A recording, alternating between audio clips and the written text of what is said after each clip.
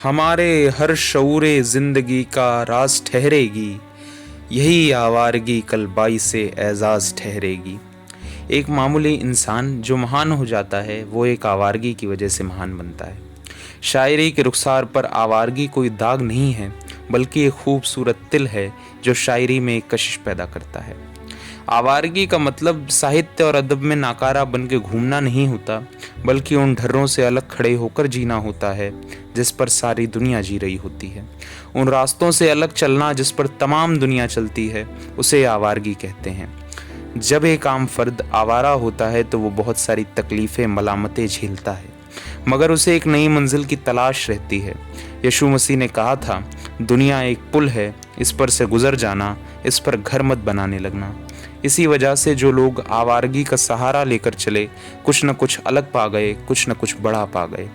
हबीब जालिब ने कहा था, ये एजाज़ है अपनी आवारगी का, जहाँ भी गए दास्तां छोड़ गए। दोस्तों, जेम्स वॉट ने अगर केटली की भाप को एक नए तौर से नहीं देखा होता तो हम ट्रेन का आविष्कार शायद उसी वक्त नहीं देख पाते।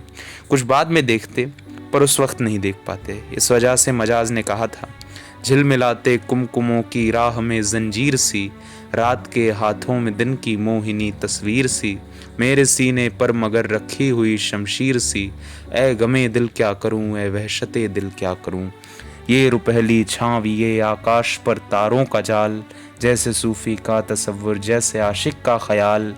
आह लेकिन कौन जाने, कौन समझे जी का हाल, ए गमे दिल क्या करूं, ए वहशते दिल क्या करूं। मेरा नाम है शिवम द्विवेदी और आज मैं आप सभी के सामने अपनी एक छोटी सी नज़्म पेश करने जा रहा हूँ, जो इन्हीं मुद्दों को समझने, इसी आवारगी, इसी दीवानगी को समझने की एक छोटी सी कोशिश है, जिसका उन्वान है भूत। मुझे देख लो बस, मेरे करीब ना आओ, मैं जर्जर हो गया हूँ, खस्तापन तारी है ख्यालों पर। मेरी हर टहनी टूटने को बेकल है, मैं ख्याल थूकने पर हूँ बेबस। मेरी आंखें देखने से भारी हो गई हैं, जागने से नहीं। मैं बरसों से बैठा हुआ हूँ, दर्द है आज इन पैरों में, वैसे ये दर्द भागने से नहीं। पेशानी पर पसीने की हैं बूंदें, जो एक मुद्दत से न पूछी मैंने। इस धूप में फरिश्ते खोजे मैंने एक ज़माने तक।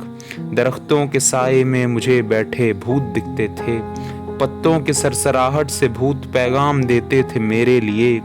साया था काला दरख्तों का, मेरे जहन में भी काले भूत ही थे। मैं फरिश्तों को खोज पाया नहीं, धूप ने मगर मुझे कोयला कर दिया देखते देखते। देखा जब किसी दरिया में चेहरा अपना, दंग रह गया मैं खुद को देख के। काला हो गया था मैं बिल्कुल भूतों की तरह, हैरान होकर परेशान होकर मैं चिल्लाना चाहता था। मनाया सोग मैंने जहाँ तक मैं मना पाया, फिर सोचा चलूं कह दूं भूतों से, तुम्हारे कुनबे में एक नया भूत आया। मैं गया जैसे ही दरख्तों के तले, मैंने पाया कि यहाँ पर कोई भी मौजूद नहीं। हालांकि है जिंदगी पहले से यहाँ बेहतर, ठंडक है ज़्यादा, आराम है ज़्यादा। मेरा भ्रम टूटा एक बहुत ही पुराना, कोई भी फरिश्ता या भूत यहाँ मौजूद नहीं। लोग बेकार ही में डरा करते हैं। शुक्रिया।